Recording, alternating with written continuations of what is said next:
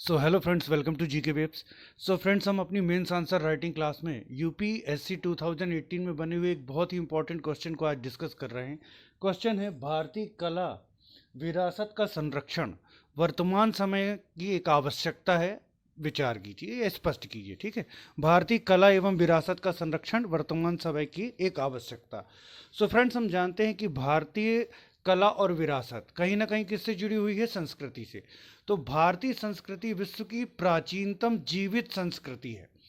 विश्व की सबसे प्राचीन जीवित संस्कृति मतलब जिसके आज भी प्राचीन समय से चली आ रही है और आज भी जिसके जीवंत तत्व विद्यमान हैं, आज भी वो चीज़ें संस्कृति में देखी जा सकती हैं। तो वर्तमान में उसके संरक्षण की आवश्यकता क्यों है, इसको हमको पूरा का पूरा एक्सप्लेन यहाँ पर करना है। तो फ्रेंड्स, कला, संस्कृति और विरासत किसी देश का क्या होते हैं? प्रतिबिंब होते हैं। और देश क्या करते हैं या राष्ट्र क्या करते हैं? अपनी कला, विरासत और संस्कृति के बल पर ही अपनी पहचान का जो है निर्माण करते हैं। किसी राष्ट्र को उसकी कला, संस्कृति और विरासत के आधार पर ही पहचाना जाता है। यहाँ तक कि किसी भी राष्ट्र की कला और विरासत के जो तत्व हैं वही उस राष्ट्र के सामाजिक व्यवहार को नियंत्रित करते हैं, उस राष्ट्र के मानवीय मूल्यों का निर्धारण करते हैं, उस राष्ट्र की नीतियों में उनका प्रतिबिंब दिखाई पड़ता है और उस राष्ट्र के जो अंतर्राष्ट्रीय संबंध हैं वो भी कहीं ना कहीं इन्हीं प्रतिमानों के आधार पर विकसित होते हैं। उदाहरण के लिए हम भारत को देख सकते हैं। भारत की जो संस्कृति है वो वसुधैव कुटुंबकम और जो है आपका सर्वे भवन्तु सुखिना वाली है। तो यही स्थिति जो है हमारी जो अंतर्राष्ट्रीय संबंधों में देखने को मिलती है। भारत को एक शांति प्रिय राष्ट्र के रूप में जाना जाता है और भारत सदैव अपनी शांतिपूर्ण नीति के अनुपालन के लिए अग्रसर रहता है।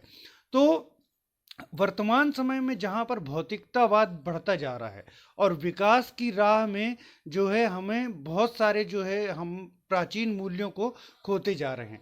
तो विकास के साथ साथ कहीं हमारी सांस्कृतिक तत्व, हमारी कला और विरासत के तत्व छूट न जाएं, उनमें एक सामंजस्य की वर्तमान में बेहद आवश्यकता है। और हम इस सामंजस्य के द्वारा अपनी कला और विरासत के संरक्षण के द्वारा जहां हम अपने मूल्यों को स्थिर कर सकते हैं समाज में, वहीं अनेकानेक लाभ भी अर्जित कर सकते हैं। तो भारतीय संस्कृति और विरासत के तत्वों की आवश्यकता को हम इस प्रकार से समझ सकते हैं। ये तो एक छोटी सी भूमिका है जो मैंने आपको बताई। इस आधार पर आप अपनी भूमिका जो लिखेंगे आंसर में उसका निर्माण कर सकते हैं। अब इनकी आवश्यकता क्या है? तो पहला, राष्ट्र का गौरव। जो सांस्कृतिक विरासत होती है वो राष्ट्र का गौरव होती है, राष्ट्र का गौरव। ओके। और हमारी जो संस्कृति और कला और विरासत है वो तो अथाह गौरव से परिपूर्ण है।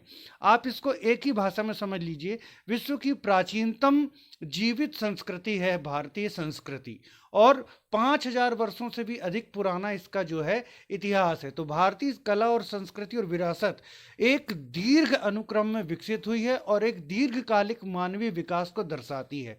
और हमारे लिए हमारी कला और संस्कृति और विरासत में अनेक ऐसे उदाहरण हैं जो राष्ट्र का गौरव बढ़ाते हैं। तो राष्ट्र का गौरव सुनिश्चित करती है कला और संस्कृति का संरक्षण। क्या होता है? राष्ट्र का गौरव जो होता है सुनिश्चित करता है। दूसरा, मूल्यों का स्थानांतरण। मूल्यों का स्थानांतरण, मूल्यों का स्थानांतरण। ओके।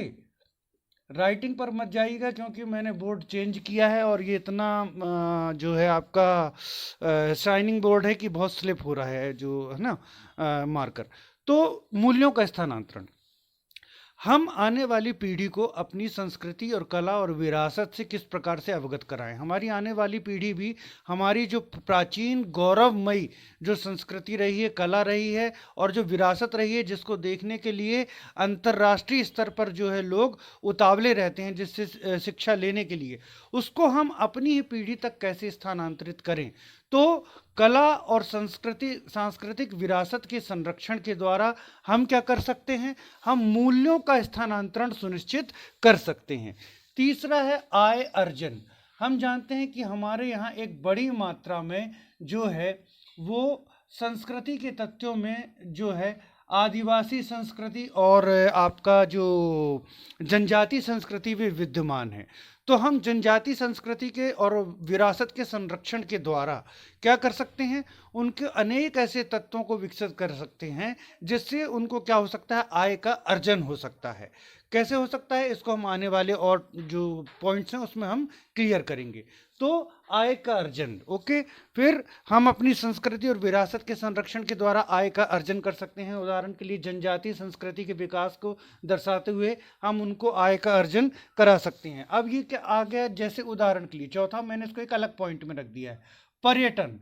हम भारत की जो संस्कृति और कला है वो जो है उत्कृष्ट स्तर पर निर्मित हुई है। हमारे यहाँ अनेक भव्य मंदिर, अनेक दर्शनीय स्थल और अनेक जो आपके प्राचीन और नगर, विश्व का सबसे प्राचीन नगर जिसे काशी कहा जाता है वो भारत में स्थित है। तो हम इन सभी जगहों पर पर्यटन का विकास कर सकते हैं और पर्यटन के विकास के द्वारा हम बड़ी मात्रा में जो है वो विदेशी मुद्रा का जो अर्जन कर सकते हैं और देश की जो आपकी गौरवमय इतिहास है उससे हम अंतर्राष्ट्रीय स्तर पर लोगों को परिचित करा सकते हैं। तो पर्यटन का विकास, हम अपनी संस्कृति और विरासत के संरक्षण के द्वारा पर्यटन का विकास भी कर सकते हैं। विकास एवं मूल्यों का सामंजस्य। अब आता है कि भारतीय संस्कृति और कला और विरासत का संरक्षण आज एक अपरिहार्य अनिवार्यता है। क्यों है? क्योंकि हम विकास की जिस दौड़ में शामिल हैं, आज भारत दुनिया की सभी बड़ी अर्थव्यवस्थाओं में सबसे तीव्रता से बढ़ती हुई अर्थव्यवस्था है। विकास के साथ साथ भौतिकतावाद भी बढ़ रहा है। अंधाधुंध विकास के साथ साथ कहीं न कहीं हम अपनी प्राचीन परंपराओं, कला, संस्कृति से विमुख होते जा रहे हैं। तो हम अपनी संस्कृति और कला के संरक्षण के द्वारा विकास और मूल्यों में क्या कर सकते हैं, सामंजस्य कर सकते हैं। तो विरासत, कला और संस्कृति के संरक्षण के द्वारा विकास और मूल्यों का सामंजस्य हो सकता है, क्योंकि मूल्य विहीन विकास का कोई मतलब नहीं रह जाता है ना। मूल्यहीन विकास जो है वो उससे कुछ भी हासिल होने वाला नहीं है। नेक्स्ट पॉइंट अगर हम देखें तो अंधाधुंध भौतिकतावाद पर अंकुश, ये यहीं से पॉइंट निकल करके आ रहा है, ठीक है ना। जो हमने 5th पॉइंट पर जो आपका देख लिया अंधाधुंध, ठीक है ना। अंधाधुंध जो है आपका जो भौतिकवाद है उस पर अंकुश, क्योंकि भारतीय जो संस्कृति है वो क्या करती है, भौतिकवाद और आध्यात्म के सामंजस्य पर आधारित है। हमारे यहाँ जीवन संस्कृति में भौतिकवाद और जो है आपका आध्यात्म का अद्भुत सामंजस्य। हमारे यहाँ जीवन के प्रत्येक क्षेत्र को महत्व दिया गया है। धर्म, अर्थ, काम, मोक्ष सभी को प्रधानता दी गई है। तो हम अंधाधुंध भौतिकवाद को जो है वो नियंत्रित कर सकते हैं अपनी कला और विरासत के संरक्षण के द्वारा। फिर नेक्स्ट पॉइंट आता है विश्व शांति को बढ़ावा। विश्व शांति की स्थापना, विश्व शांति या अंतर्राष्ट्रीय शांति की स्थापना, अंतर्राष्ट्रीय शांति की स्थापना। आज भारत ही वो देश है जो अंतर्राष्ट्रीय स्तर पर शांति को सर्वप्रमुख रूप से बढ़ावा दे सकता है, क्योंकि हमारी संस्कृति में वसुधैव कुटुंबकम सर्वे भवन्तु सुखिनः जैसे वाक्यार्थ जो हैं वो निहित है और यही हमारी संस्कृति का मूल है। तो इसको हम अंतर्राष्ट्रीय स्तर पर स्थापित करके, प्रचारित करके और अंतर्राष्ट्रीय जो संबंधों में इसका जो निर्माण करके हम विश्व शांति को क्या स्थापना कर सकते हैं, अंतर्राष्ट्रीय की स्थापना की ओर अपना योगदान दे सकते हैं। तो भारतीय संस्कृति, कला और विरासत का संरक्षण जो है वर्तमान समय की एक अनिवार्य आवश्यकता है और भारत के संविधान में अनुच्छेद 49 और 51A में भी अंतर्राष्ट्रीय शांति और भारतीय संस्कृति और कला के संरक्षण की बात कही गई है। ओके फ्रेंड्स, तो ये पूरा आपका जो है एक आंसर आपका बन जाता है। मैंने आपको एक आउटव्यू दे दिया है। आप लोग इसको जितना अच्छे से अच्छा प्रेजेंट कर सकें उतना अच्छे से अच्छा आप प्रेजेंट करने की कोशिश करिए। फ्रेंड्स, आज हम इंटरव्यू की दृष्टि से महत्वपूर्ण एक टॉपिक पर चर्चा कर रहे हैं, वो है डाटा प्रोटेक्शन बिल। हम जानते हैं कि डाटा प्रोटेक्शन बिल का मसौदा जो है वो कई बार जो है सदन में रखा जा चुका है, लेकिन उसको स्वीकृति नहीं मिली और इसी परिप्रेक्ष्य में 18 नवंबर 2022 को केंद्रीय सरकार के द्वारा डाटा प्रोटेक्शन बिल का एक नया मसौदा तैयार किया गया है और उस पर आम राय देने की जो अवधि है नागरिकों के लिए 17 दिसंबर निर्धारित की गई थी, उसको बढ़ा करके अब 2 जनवरी 2023 कर दिया गया है। 2 जनवरी 2023 तक लोग उस पर अपनी राय दे सकते हैं। तो डाटा प्रोटेक्शन बिल क्यों लाया जा रहा है, उसकी क्या अनिवार्यता है और उससे कौन सी समस्याएं सॉल्व हो सकती हैं और डाटा प्रोटेक्शन बिल का मसौदा क्या है, इस संबंध में हम चर्चा करेंगे। सो फ्रेंड्स, इंटरनेट के बढ़ते प्रयोग और डिजिटल होती दुनिया, निरंतर डिजिटल हो रही दुनिया ने जहां पूरी दुनिया को एक ग्लोबल विलेज के रूप में परिवर्तित कर दिया है। आज हम भारत में बैठे हुए एक क्लिक के द्वारा सोशल नेटवर्किंग साइट्स जैसे फेसबुक हो गया, व्हाट्सएप हो गया, आपका ट्विटर हो गया, ऐसी ढेरों साइट्स हैं के जरिए हम विश्व में किसी भी भाग में स्थित व्यक्ति से तुरंत संवाद स्थापित कर सकते हैं, अपनी प्रोफाइल शेयर कर सकते हैं, अपनी पिक शेयर कर सकते हैं, अपने निजी डाटा शेयर कर सकते हैं। तो जहां इंटरनेट ने और डिजिटलाइजेशन ने संपूर्ण विश्व को एक ग्लोबल विलेज के रूप में परिवर्तित कर दिया है और दुनिया के जो पीपल टू पीपल कनेक्शन जो है वो बढ़ गया है, वहीं इस बढ़ती हुई डिजिटलाइजेशन ने एक नई प्रकार की चुनौतियां जो हैं वो सामने लाई हैं। उदाहरण के लिए अब क्या हो गया है, आप बहुत सारी सोशल नेटवर्किंग साइट्स का इस्तेमाल करते हैं, फेसबुक हो गया, आपका व्हाट्सएप हो गया, ट्विटर हो गया, इंस्टाग्राम हो गया, इन पर आपकी प्रोफाइल बनी हुई होती है, ठीक है ना। ये प्रोफाइल कहीं भी लीक हो जाने का खतरा होता है। बढ़ते डिजिटलाइजेशन में आज हर चीज़ आपकी आईडी तक, उदाहरण के लिए आधार कार्ड आपका जो है वो बहुत सारी चीज़ों से लिंक होता है, लाइक बैंक अकाउंट आपके आधार कार्ड से लिंक हैं। तो आपकी जहाँ व्यक्तिगत जानकारी लीक होने का खतरा रहता है, वहीं पर आपके अनेकों जो हानियाँ, जैसे कि आपको वित्तीय हानि होने की भी संभावना रहती है। उदाहरण के लिए आपके आधार कार्ड के एक्सेस के द्वारा आपके बैंक अकाउंट तक पहुंचने की संभावना, हालांकि सरकार इससे मना करती है। सरकार का यूनिक जो आइडेंटिफिकेशन अथॉरिटी ऑफ इंडिया है, उसका कहना है कि आधार कार्ड और बायोमेट्रिक प्रणाली से लिंक है और उस तक पहुंच इतनी जल्दी संभव नहीं है। लेकिन हम जानते हैं कि ट्रिब्यून अखबार में इसको लेकर के एक गंभीर चिंता व्यक्त की गई थी और हम इसके पूर्व भी देख चुके हैं कि जब व्हाट्सएप में जो आपके निजी जो मैसेजेस हैं उनके लीक होने की खबरें आई थी। मैं ये नहीं कह रहा हूँ कि ये सही है या गलत है, लेकिन ये एक उदाहरण प्रस्तुत करती हैं कि किस प्रकार इस समय जो यूजर्स हैं और उनकी जो व्यक्तिगत जानकारी है उनको जो खतरा उत्पन्न हो गया है। इसमें एक अन्य जो आपकी चिंता है, बहुत सारी कंपनियां जो यूजर्स की प्रोफाइल का यूज़ करती हैं, वो उस प्रोफाइल के अर्थहीन होने के बावजूद उस प्रोफाइल को बनाए रखती हैं और उसको जो डाटा है वो डिलीट नहीं करती हैं। तो जब उसका काम पूरा हो गया है तो प्रोफाइल को डिलीट कर दिया जाना चाहिए।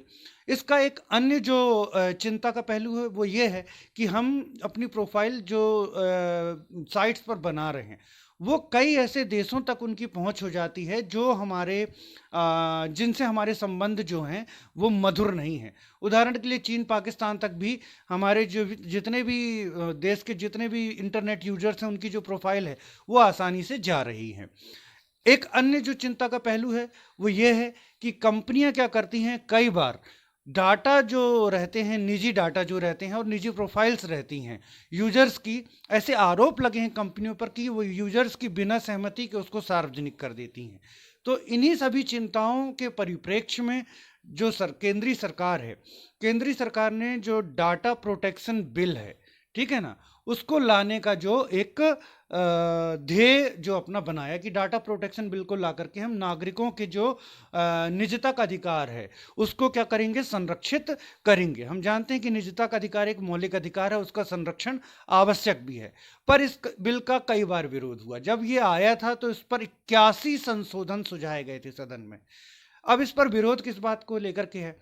सरकार जहां नागरिकों के निजता के अधिकार के संरक्षण और नागरिकों की सहमति के बिना उन्हें उनके निजी डाटा के सार्वजनिक प्रयोग के से सुरक्षा के लिए ये बिल ला रही है, वहीं कई विपक्षी दलों का ये कहना है कि सरकार इसके तहत एक काम और कर रही है, वो ये कर रही है कि सरकार इस बिल के बहाने नागरिकों की निगरानी कर रही है, नागरिकों की निजता के अधिकार का उल्लंघन कर रही है और नागरिकों की निजता के उल्लंघन के साथ साथ अपना जो एक हित साधने का प्रयास सरकार कर रही है। ये इस पर मूल आपत्ति है जिसके कारण ये पास नहीं हो पा रहा। 18 नवंबर 2022 को सरकार ने डिजिटल डाटा प्रोटेक्शन बिल, अब इसका नाम हो गया डिजिटल डाटा प्रोटेक्शन बिल का जो मसौदा है वो 18 नवंबर 2022 को सरकार ने रखा है और इस मसौदे पर नागरिकों से आम राय मांगी गई है, जिसकी अवधि 17 दिसंबर 2022 थी, उसे बढ़ाकर के 2 जनवरी 2023 कर दिया गया है। तो नया मसौदा क्या है और नया मसौदा कौन कौन से प्रावधान करता है? सबसे पहली बात तो इसमें जो जुर्माना है वो बहुत बड़ी सीमा तक बढ़ा दिया गया है। यदि कोई भी कंपनी यूजर की बिना सहमति के उसका जो डाटा है वो सार्वजनिक करती है या उसका प्रयोग करती है तो उस कंपनी को 500 करोड़ रुपए तक का जुर्माना लगाया जा सकता है। इसके लिए कुछ प्रावधान भी हैं कि ये देखना पड़ेगा कि जो निजता के अधिकार का उल्लंघन है उसने कितनी सीमा तक जो है उस बड़ी सीमा तक प्रभावित किया है, उस आधार पर जुर्माना तय होगा। तो कंपनियों पर जुर्माने की राशि बहुत बढ़ा दी गई है, 500 करोड़ रुपए तक का जुर्माना इसमें लगाया जा सकता है।